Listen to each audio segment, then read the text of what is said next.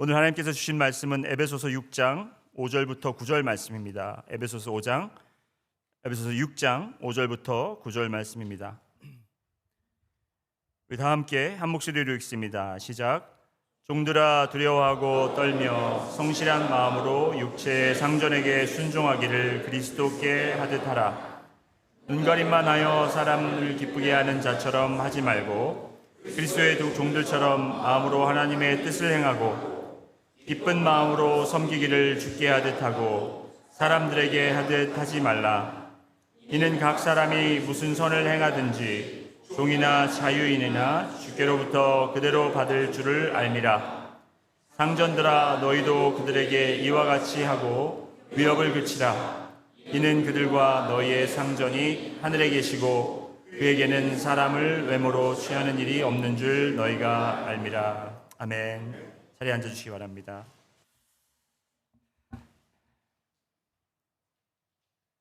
우리가 지난주 2주 동안 옆 학교 락워런 아카데미에서 우리가 예배를 드리면서 우리 성전 공사를 계속해 왔는데요.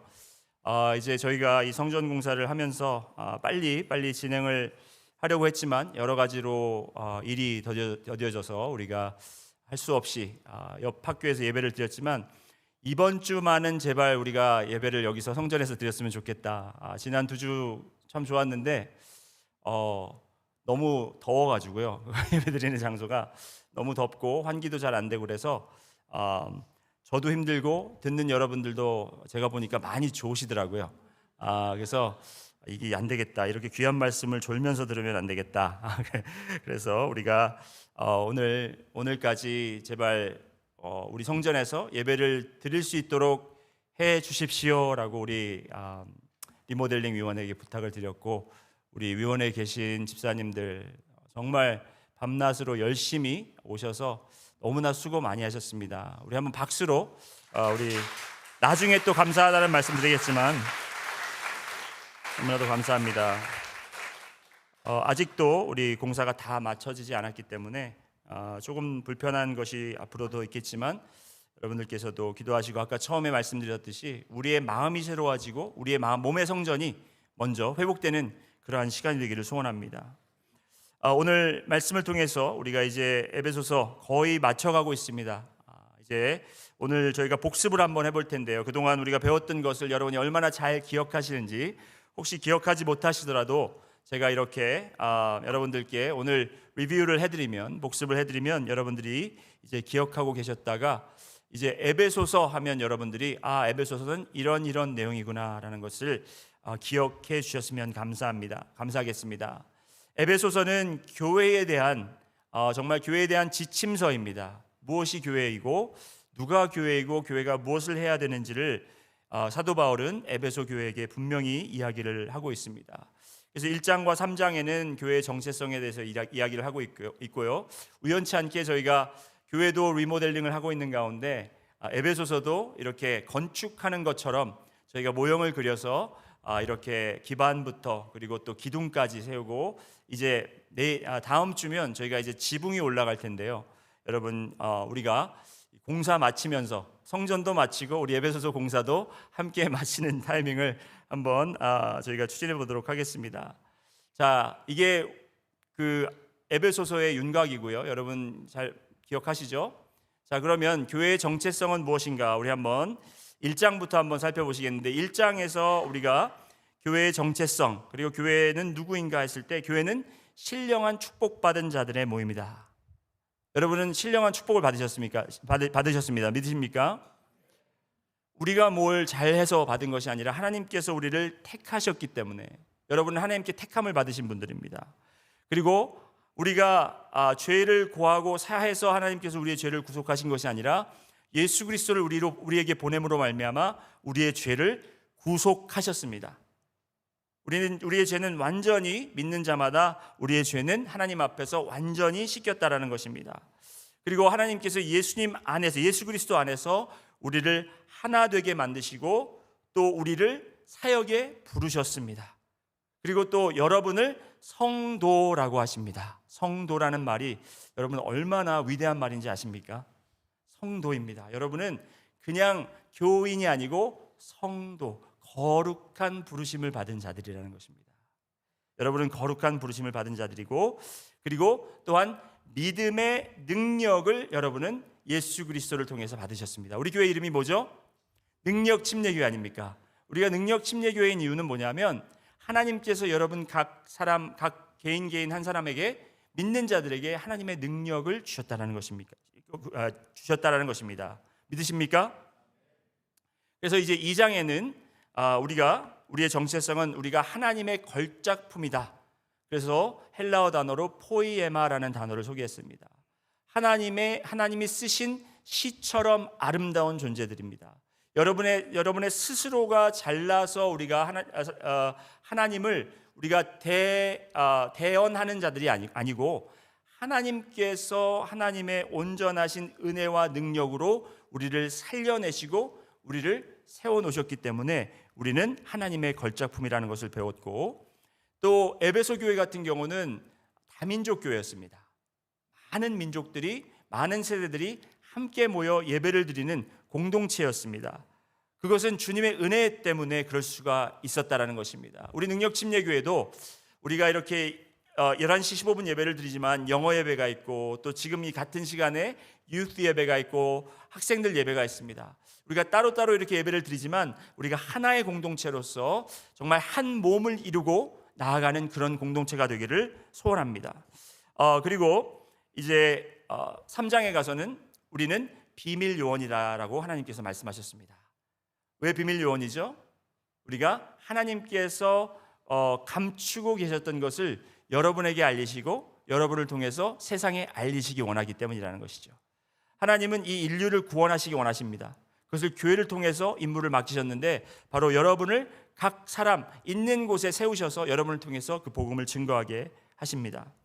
그리고 우리가 또 바울의 기도를 통해서 겉에 보이는 모습이 중요한 것이 아니라 속사람의 강건함을 우리가 강조했죠. 그래서 우리가 이 교회가 아름다운 모습으로 바뀌고 이 건물이 화려해질지라도 그것이 중요한 것이 아니라 여러분 마음속에 있는 그 속사람들이 강건해져서 여러분이 주님 위에 온전히 세워지는 여러분들이 되시기를 주님의 이름으로 소원합니다. 그래서 우리가 사랑의 뿌리가 박히고 그 터가 굳어져서 하나님의 모든 충만하심으로 채워지는 여러분들이 되기를 우리가 말씀을 통해서 배웠습니다. 그래서 이제 4장부터 우리가 또 배웠던 것은, 4장이 이제 그 기둥이 올라가잖아요, 그렇죠? 기둥은 이제 세상 밖에 보여지는 모습입니다. 우리 교회가 어떻게 보여지는가, 우리의 삶을 통해서 보여집니다. 우리가 교회 안에서 이런 프로그램과 저런 프로그램을 하고, 교회에서 제가 말씀을 아무리 잘 가르치고 찬양이 아무리 훌륭할지라도 그것으로 우리가 하나님의 빛을 발하는 것이 아니라 우리의 삶을 통해서 하나님의 영광이 드러난다는 것입니다. 그래서 첫 번째로 우리의 행함은 부르심에 합당한 행함으로써 우리가 하나 되는 모습을 이 세상에 보여댑니다. 그리고 두 번째로는 우리가 이방인과 같이 행하지 않는 것입니다. 그래서 옛 옷은 벗어버리고 우리가 새로운 옷을 입는데, 제가 3가지 W로 시작되는 단어를 소개했죠. 여러분 혹시 기억하시나요? 첫 번째 W가 뭡니까? Word. 그러니까 예전에는 우리의 말이 하나님을 믿지 않는 자처럼 우리의 말을 했지만, 이제는 주님께서 주신 새로운 언어로, 사랑의 언어로 우리가 바뀌어야 되고, 두 번째는 work, 세 번째는 wrath. 그래서 우리가 행함과 그리고 또 우리의 감정을 이제는 옛사람처럼 그렇게 가식적으로, 아니면 우리 자신을 위해서 하는 것이 아니고 오직 주님을 위해서 행할 수 있는, 그리고 감정을 컨트롤할 수 있는 여러분과 제가 되기를 오늘 말씀을 통해서 또 우리가 4장 말씀을 통해서 배웠습니다. 세 번째는 사랑의 행함입니다. 사랑의 행함에서는 우리가 3가지 P로 시작하는 단어를 배웠는데, Purpose, Privilege, Practice. 하나님의 형상을 우리에게 입혀주신 바로 그 목적이 있고 거기에 대한 특권이 있고, 그리고 그것을 어떻게 우리가 실천하는가에 대해서 배웠습니다. 그리고 4장에서는 또 4장 후반에서는 빛에 속한 자들처럼 행하라 하면서 제가 헬라어 단어 2개를 소개했는데, 여러분 그 헬라어 단어 하나 제가 말씀드리면 금방 기억나실 것입니다. 도끼 맞어. 기억나시죠? 도끼 맞으라고, 그렇죠? 근데 도끼 맞는 게 뭐라고 말씀드렸죠? 하나님을 시험하는 거죠. 하나님께서 우리에게 주신 그 사랑을 시험하고 능력을 시험하는 것, 하나님께서 약속하신 것을 우리가 그대로 믿고 실천하는 것을 도끼마저라고 이야기하고, 그 다음에 진짜 도끼마저 그러면 안 됩니다. 도끼마소, 그게 맞는 말입니다. 그리고 엘렌체테라는 단어를 소개했는데, 바로 그 말은 뭐냐면 우리가 드러내다, 우리의 죄악을 드러내고 그 죄를 도려내는, 우리가 그런 빛에 행하는 자들처럼 행해야 된다고 말씀을 드렸습니다. 여러분, 지금 제가 말하는 게 다 머리에 딱 쏙쏙 들어오시죠? 괜찮습니다. 여러분, 동영상 있으니까 나중에 가서 보시면 되겠습니다. 그리고 마지막으로 우리가 지혜 있는 자들처럼 행하라 해서 마지막 저희가 그 기둥을 얘기했는데, 세 가지 T로 시작되는 단어를 말씀드렸습니다. 첫 번째가 타임, 우리가 시간을 구속해내야 된다라고, 우리가 잃어버리는 시간을 우리가 구원해내야 된다고 말씀드렸고, 그리고 템플, 두 번째는 템플, 우리의 몸을 거룩하게 하는 것을 말씀드렸고, 세 번째가 팀워크, 나를 위해서 우리가 신앙생활을 하는 것이 아니라 우리 전체를 위해서 우리가 신앙을 지킬 수 있도록 그렇게 하는 것이 바로 지혜 있는 삶이라고 말씀을 드렸습니다. 그리고 아까 그림에도 보셨지만 그 이제 기둥이 세워지고 그 위에 크로스바가 이렇게 크로스빔이 올라가는데, 바로 그것이 관계라는 것입니다. 따라해 보실까요? 관계. 베드로전서에도 이야기하고 있고 또 골로새서에도 이야기를 하고 있는데, 바울은 이 관계에 대해서 굉장히 강조를 합니다. 아까도 말씀드렸지만 우리가 아는 지식이나 여러분이 가지고 있는 그런 생각과 그러한 그 의견을 우리가 가지고 이야기하는 것이 아니라 우리의 관계들을 통해서, 하나님의 복음의 관계들을 통해서 이 세상 사람들이 복음을 깨닫게 되고 복음 안에 들어올 수 있다는 것입니다. 그래서 첫 번째가 바로 남편과 아내의 관계에서 창조의 질서를 우리가 온전히 바로잡고, 그리고 또 그 다음에 자녀와 부모의 관계에서 우리가 그 위치가 분명히 있어야 됩니다. 제가 그 말씀을 하니까 기억이 났는데, 오늘 Father's Day네요.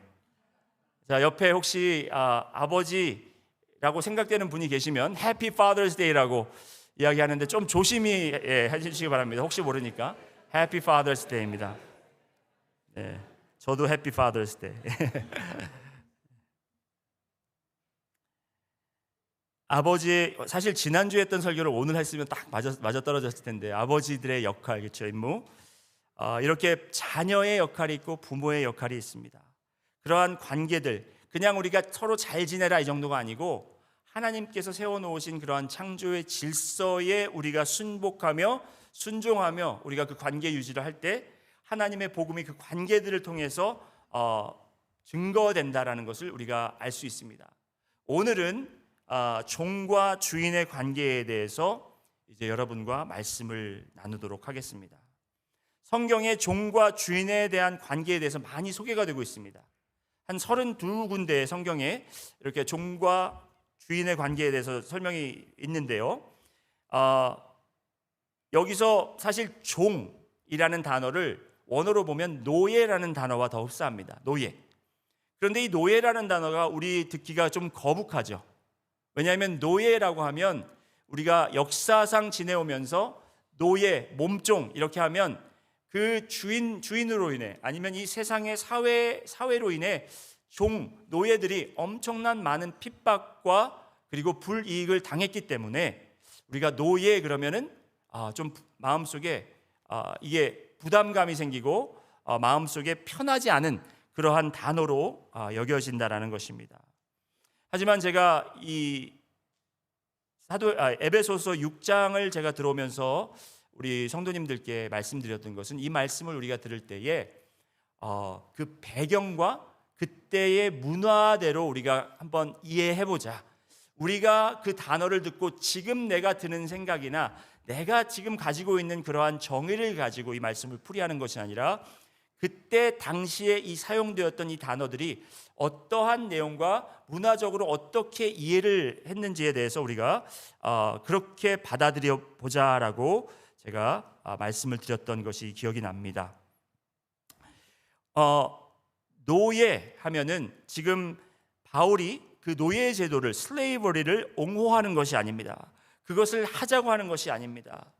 지금 이야기하는 이 노예 제도는, 이 사도 바울 시대의 노예 제도는 지금 우리가 생각하는 그러한 노예 제도가 아니라 직장 상사와 직장인 정도로 생각하시면 오히려 그 문화와 더 맞아 떨어질 수가 있다는 것입니다. 여러분은 지금 노예 생활 안 하고 계신 것 같죠? 여러분은 지금 종노릇 안 하고 계시는 것 같죠? 우리는 이 세상에 종노릇을 하고 있고 노예 생활을 하고 있습니다. 여러분의 직장이 아무리 훌륭해 보이고 옆에 계신 분들이 보면서 어휴 정말 좋은 직장 됐네 축하합니다 이렇게 해도 결국에는 그 직장에서 우리는 종노릇하고 노예 생활을 하게 돼 있다는 것입니다. 자, 그래서 오늘 말씀을 잘 이해하려면 직장 상사 그리고 직장인 이렇게 생각하시면 되겠습니다.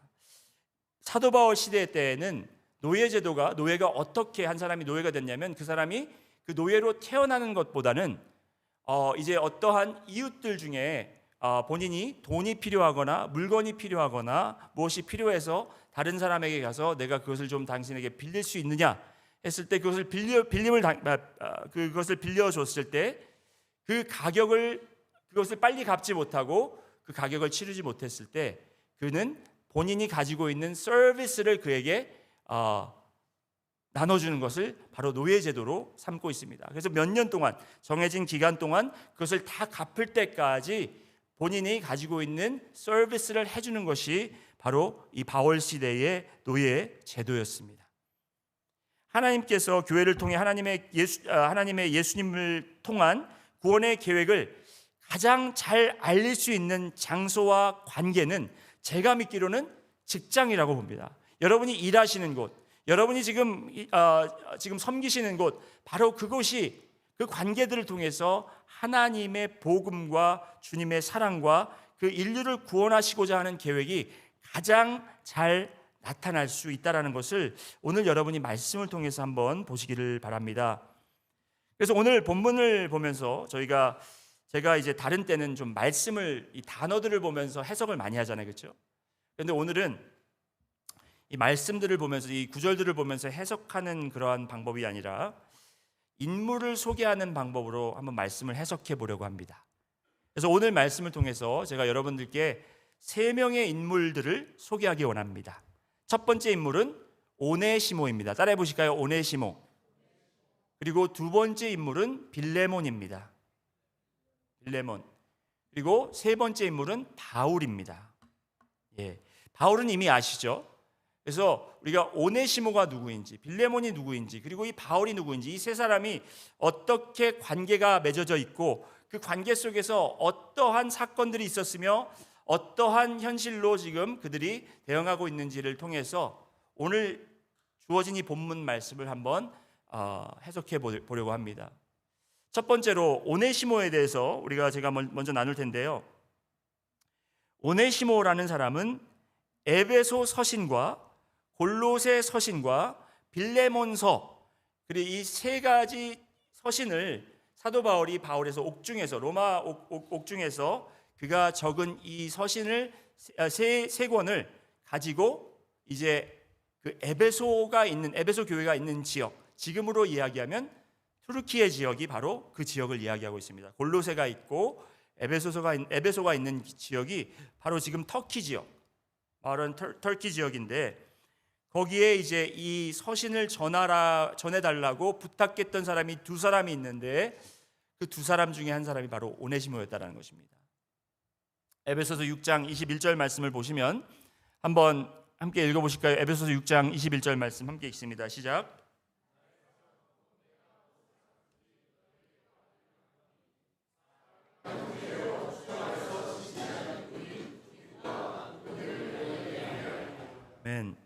에베소서에 보면 이제 두기고에게 이 서신을 부탁한 것을 알 수 있습니다. 그래서 두기고가 이제 에베소 교회와 골로새 교회 이렇게 다니면서 서신도 전하고 또 지금 무슨 일이 있는지를 전하는 역할을 받았습니다. 임무를 받았습니다. 그런데 에베소서와 골로새서를 함께 보냈는데 이제 골로새서에 보면 골로새서 4장 9절 한번 같이 읽어보시겠습니다. 시작. 신실하고 사랑을 받은 형제 오네시모를 함께 보내노니 그는 너희에게서 온 사람이라. 그들이 여기 일을 다 너희에게 알려주리라. 여기 보면 오네시모는 어떤 사람이었습니까? 신실한 사람이었습니다. 그리고 또 사랑을 받는 사람이었습니다. 그리고 또 어떤 사람이었습니까? 네? 너희에게서 온 사람이라고 이야기하고 있습니다. 다시 말씀드리면 오네시모는 골로새에서 온 사람이에요. 골로새 지역에서 온 사람이라는 것입니다. 오네시모는 골로새에서 온 사람인데 어떻게 해서 골로새에서 지금 바울이 있는 곳까지 오게 됐는가?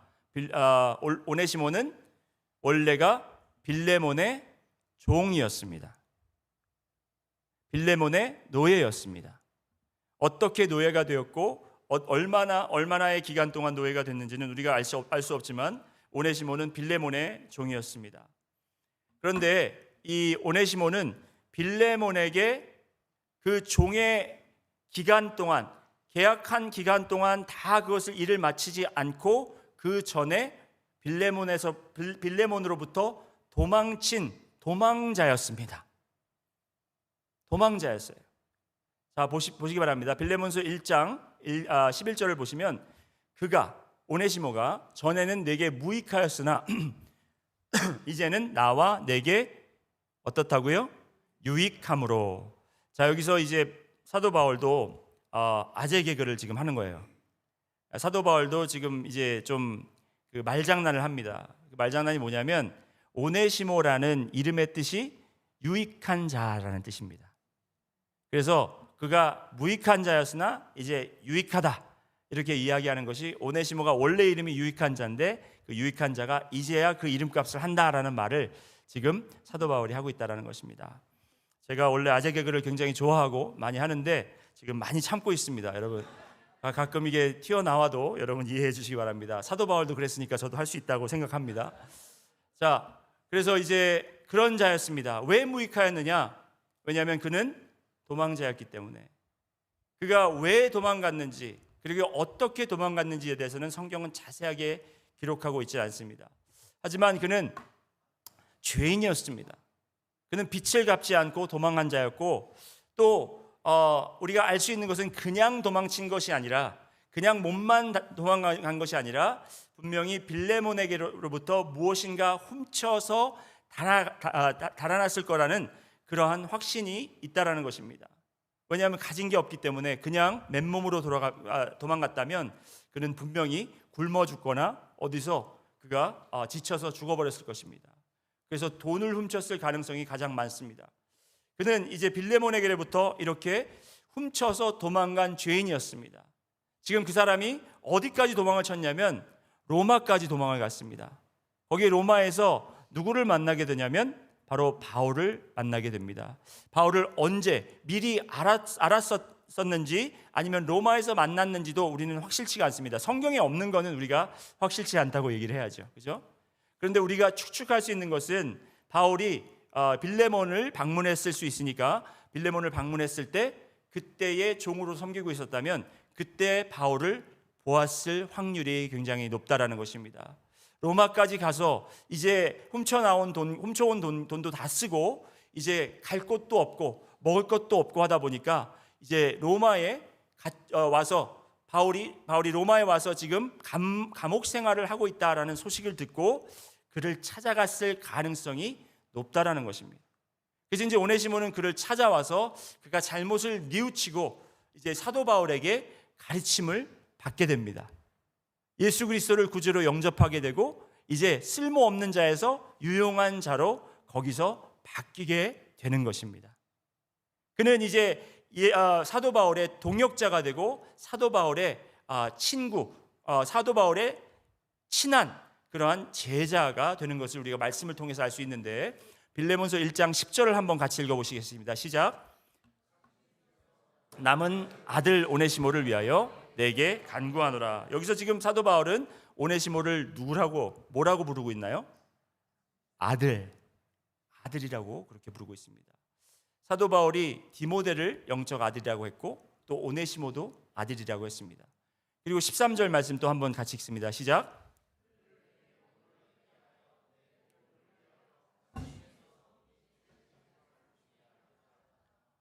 지금 이 말씀을 보면 오네시모를 통해서 사도 바울이 많은 사역들을 하고 있었다는 걸 알 수 있습니다. 로마 감옥에 지금 갇혔다고 해서 우리가 생각하는 그런 일반 감옥이 아니고 이거는 하우스 어레스트, 하우스 프리즌인 거예요. 집에서 이제 로만 감시하는 사람을 앞에 세워놓고 이제 바울은 나갈 수가 없지만 다른 외부에서 온 사람들은 들락날락 할 수 있게끔 그렇게 돼 있었던 감옥입니다. 거기에 이제 오네시모가 찾아오게 되고 이제 사도 바울은 거기에 갇혀서 나가서 복음을 증거할 수 없습니다. 하지만 그를 찾아오는 자들을 통해서 그가 복음을 계속해서 전하고 있었다라는 사실을 알 수 있습니다. 사도 바울에게는 굉장히 유용한 사람이 되었습니다. 지금 오네시모는 그런 사람이 되었고요. 이제 빌레몬을 한번 보시겠습니다. 빌레몬은 누구였습니까? 빌레몬은 골로새에 거주하는 사람이었습니다. 골로새 사람이었습니다. 그리고 그는 아마 부자였을 것 같아요. 그래서 우리가 말씀을 보면 골로새의 집이 교회의 모임 장소로 사용된 것을 우리가 알 수 있습니다. 한번 빌레몬서 1장 2절 말씀을 보면 자매 아비아와 우리와 함께 병사된 아키뽀와 내 집에 있는 교회에 편지하노니, 내 집에 있는, 그러니까 지금 빌레몬 집에 있는 교회에 편지한다라는 거예요. 지금 이제 이때 당시의 교회라고 하면 이렇게 의자가 있고 여기 에어컨이 빵빵 나오고 악기가 있고 마이크가 있고 이런 LED 라이트이 있고 화면이 있고 이런 교회가 아니고 집에서, 그러니까 오히려 더 여러분의 목장 모임과 흡사하다고 생각하시면 됩니다. 여러분의 목장 모임과 흡사하다고 생각하시면 돼요. 그래서 여러분 혹시 목장이 없으신 분들은 목장을 조인해 주시기 바랍니다. 짬을 내서 제가 이거 목장 광고를 이렇게 합니다.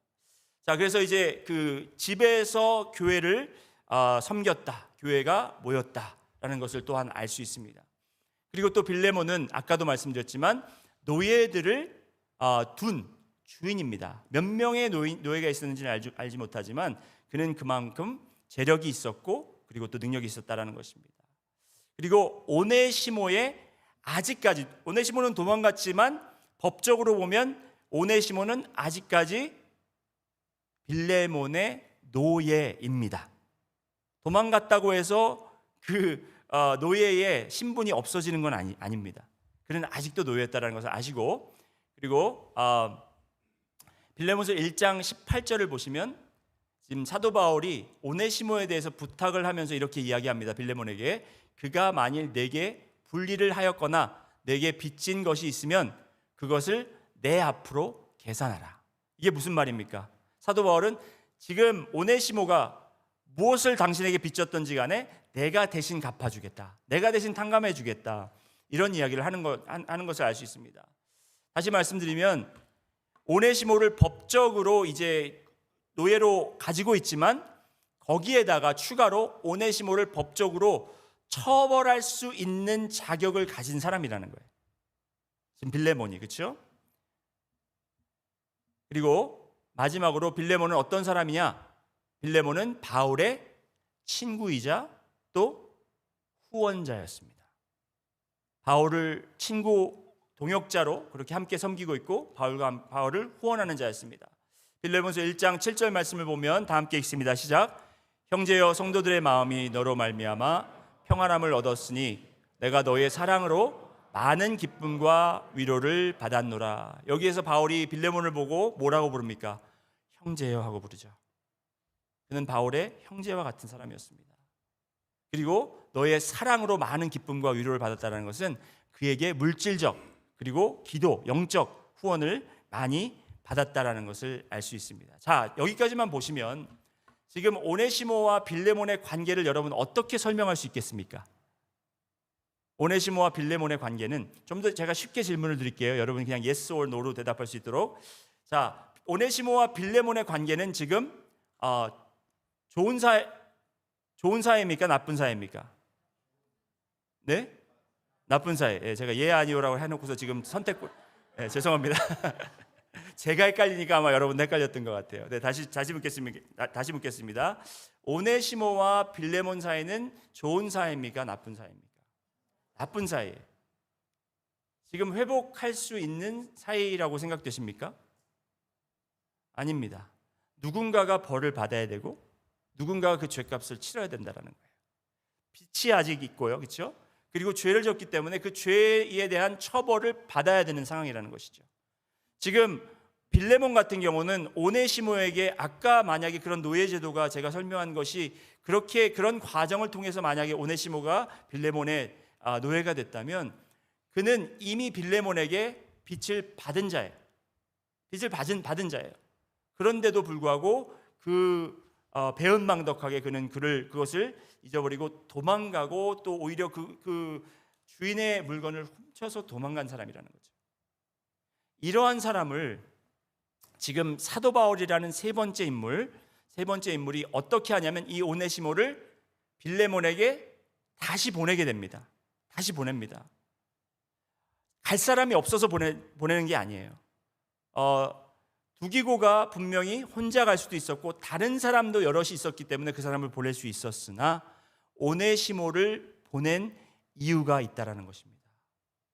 사도 바울은 오네시모가 지금 변했고 자기에게 너무나 필요한 사람이지만 오네시모를 보냈던 이유는 뭐냐면 바로 이 성도의 관계에 대한 의무, 특별히 종과 주인에 관한 의무를 그가 분명히 에베소서를 통해서 적고 있기 때문입니다.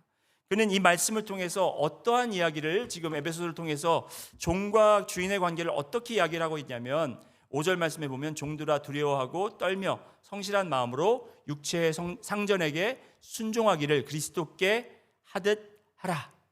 눈가림만 하여 사람을 기뻐하는 자처럼 하지 말며 이렇게 종들에게 정말 상전을 그리스도께 대하듯 하라라고 명령했는데 지금 오네시모는 변했습니다. 오네시모는 분명히 예수 그리스도를 구주로 믿었고 그는 바울의 신실한 이제 동역자가 됐음에도 불구하고 아직도 해결되지 않는 죄가 있다라는 거예요.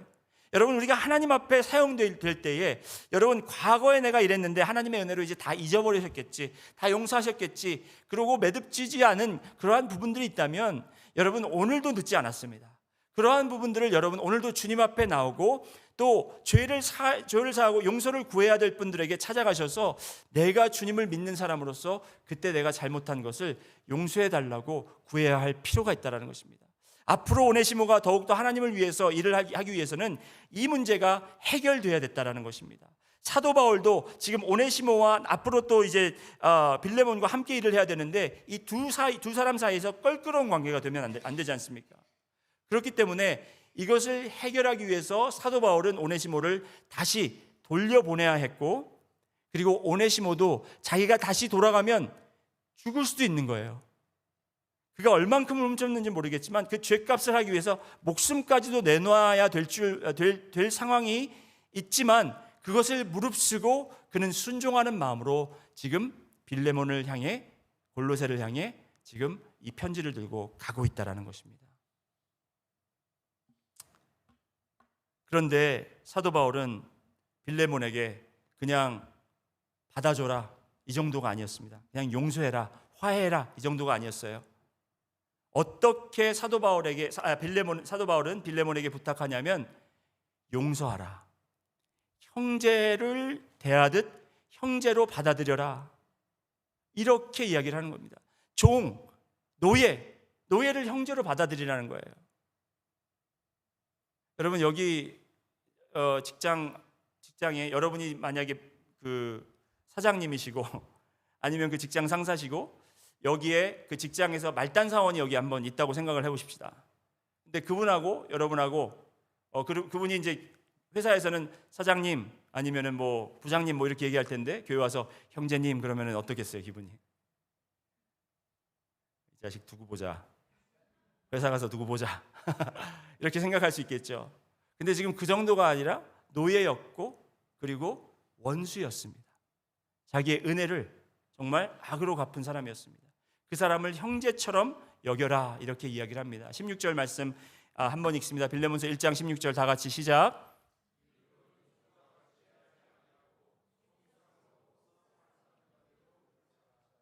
아멘. 네, 됐습니다.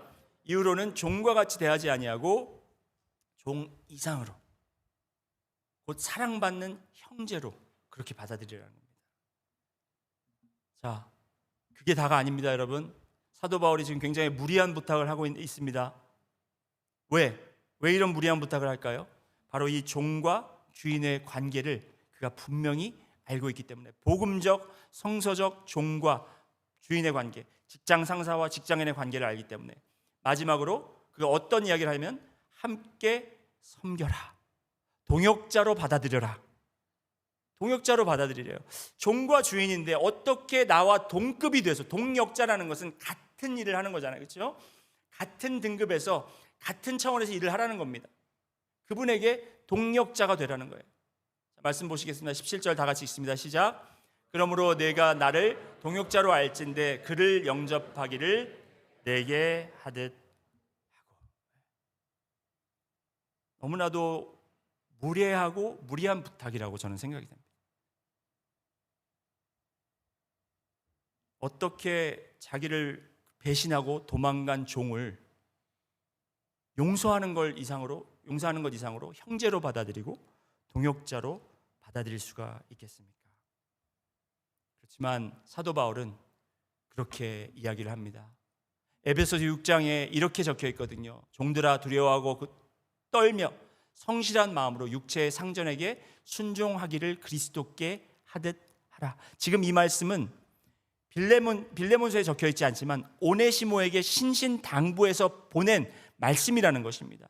네가 다시 돌아가거든 용서를 구하고 네가 버렸던 그 주인을 다시 섬길 때, 그때는 네가 왜 그랬는지 모르겠지만 이제는 너는 그리스도 안에서 회복된 자이니 네가 가서 그를 섬길 때 성실한 마음으로 하고 육체의 상전에게 순종하기를 그리스도께 하듯 그렇게 섬겨라.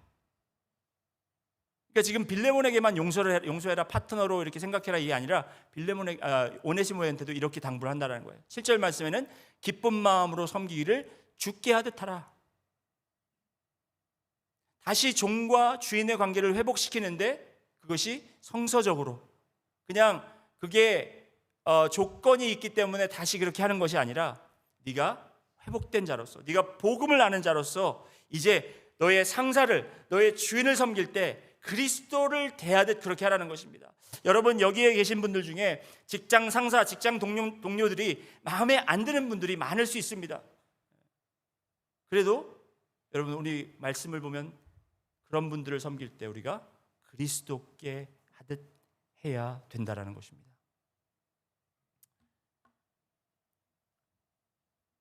베드로와 요한의 제자였던 안티오쿠스의 이그나티우스라는 감독이 있습니다. 바로 이 사진의 주인공이 그 이그나티우스라는 분인데, 이분은 안디옥 교회의 제3 감독으로 사역을 했습니다.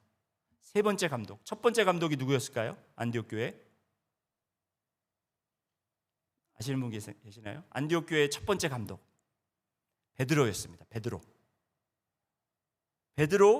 그리고 이제 이그나티우스는 제3 감독으로, 그러니까 그만큼 많은 성도들에게 인정을 받았던 사람이었고, 그는 신실한 기독교 지도자였고, 기독교가 전파되도록 크게 쓰임을 받다가 로마 황제 트라이아누스 때 로마로 압송되어서 원형극장에서 들짐승들에 의해 이렇게 순교를 당하게 됩니다.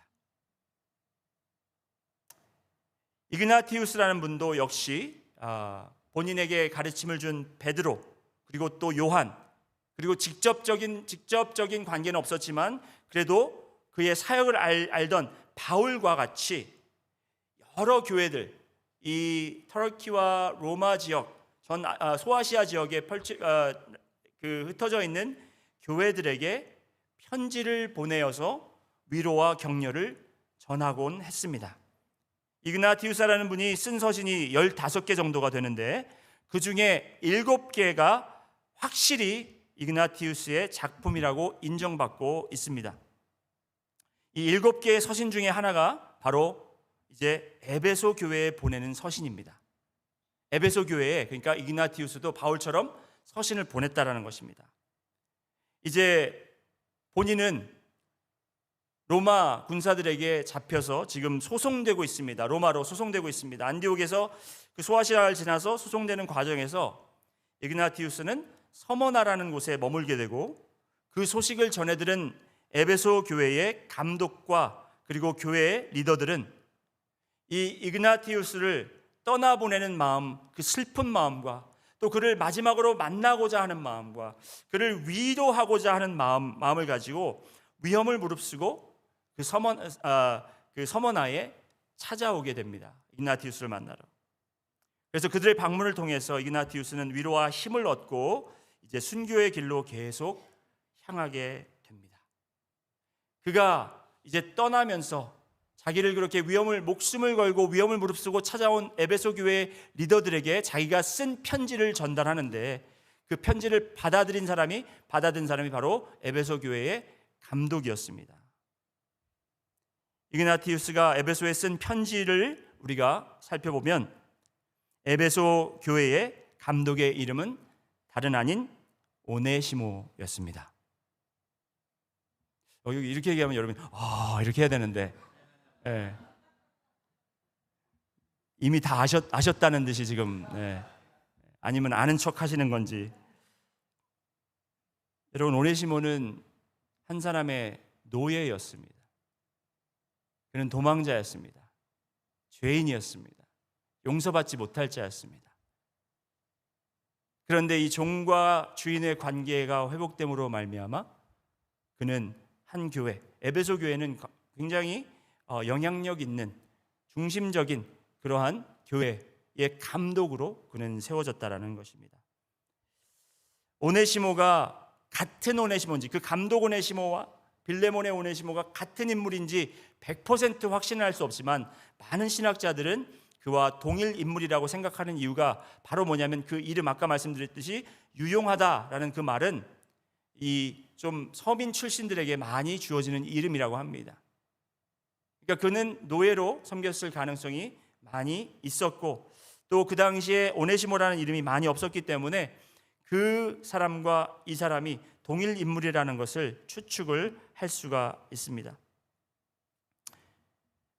원수였고 사이가 좋지 않았고, 그리고 회복될 수 없는 그 종과 주인의 관계가 예수 그리스도 안에서 둘 다 변화를 받고, 그 관계를 주님의 이름으로 풀고 용서와 그 본인들의 맡은 임무와 도리를 책임을 다 했을 때, 여러분, 우리 성경 말씀을 보면 그들이 어떻게 회복되었고 어떠한 일들을 했는지는 알 수 없으나, 우리가 이렇게 주님을 위해서 두 분 다 사용된 것을 우리는 분명히 믿을 수가 있습니다. 더 중요한 사실은 그 중간에 사도 바울이 있었다는 것입니다. 사도 바울이 그 종과 오네시모와 빌레몬 사이에서 본인이 이 오네시모가 정말 그 빚도 다 갚지 못하고 오히려 빌레몬에게서 물건을 훔쳐서 도망온 이 오네시모의 빚까지 자기가 다 갚아놓을 테니 이를 형제로 받아들이고 동역자로 받아들이라, 이 마음과 이 자세는 바로 우리 여러분과 하나님과 사이에 있는 예수 그리스도의 모습을 떠올리게 할 수밖에 없다라는 것입니다. 우리는 죄인이었습니다. 우리는 죽을 수밖에 없었고 주님께 멀리 도망쳐온 바로 그런 사람들입니다. 다시는 주님께 돌아갈 수 없는 자들이었지만, 그 중간에 오신 예수 그리스도께서 내가 이들을 너무나 사랑하기 때문에 내가 이들을 위해 내 목숨을 내어놓고 그들이 진 빚을 다 갚겠사오니 주님 그들을 자녀로 받아주시고 주님 그들을 동역자로 사용하여 주시옵소서. 바로 그 복음의 메시지를 가지고 우리가 교회를 이루고 바로 이 세상의 빛을 감당할 수 있는 것처럼, 여러분, 이제 여러분이 가지고 있는 그 관계들, 아버지와 자녀들, 부부의 관계, 그리고 종과 이 주인의 관계, 이 관계 속에서 우리가 누구를 섬기거나 우리가 누구와 관계를 맺을 때 그들을 그리스도의 마음으로 섬겨주는, 그래서 여러분이 오네시모가 될 수가 있고, 여러분이 빌레몬도 될 수가 있고, 여러분이 바울이 될 수가 있고, 정말 어느 위치에서든지 간에 우리가 섬겨주고 모든 사람이 주님 품으로 돌아와 함께 주님을 섬기는 우리가 되기를 소원한다라는 것입니다. 다 같이 기도드리겠습니다.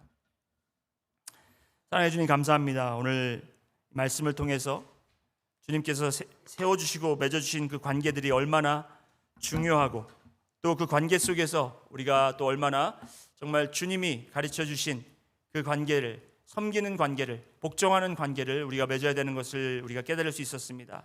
주님, 오늘도 이제 주일 예배 드리고 이제 내일부터 우리가 섬기는 그 직장, 그리고 또 함께 일하는 동료들, 그리고 직장 상사들을 만날 텐데, 아버지, 이제 우리가 정말 만나기 싫은 사람들, 함께 일하기 귀찮은 사람들, 아니면 함께 일하기 너무나도 벅찬 그런 사람들로 여기는 것이 아니라 주님, 오네시모와 같은 마음으로 그들을 그리스도 보듯 하고 그리스도 대하듯 하는 아버지 하나님, 우리 성도님들 될 수 있도록 인도하여 주옵소서. 그럴 때에 아버지, 주님의 빛이 드러나고 주님의 복음이 증거되며 또 우리가 주님의 일에 크게 동참할 수 있는 그러한 사람들로 주님께서 세워주실 줄 믿습니다. 감사드리며 예수님 이름으로 기도드렸습니다. 우리 함께 일어나셔서 결단 찬양하시겠습니다.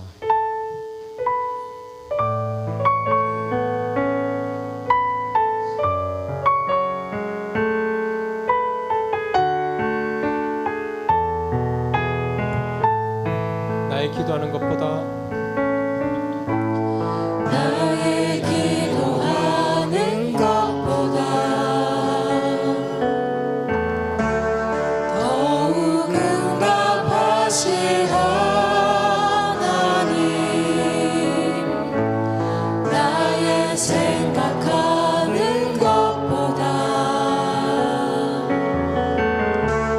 더욱 이루시는 하나님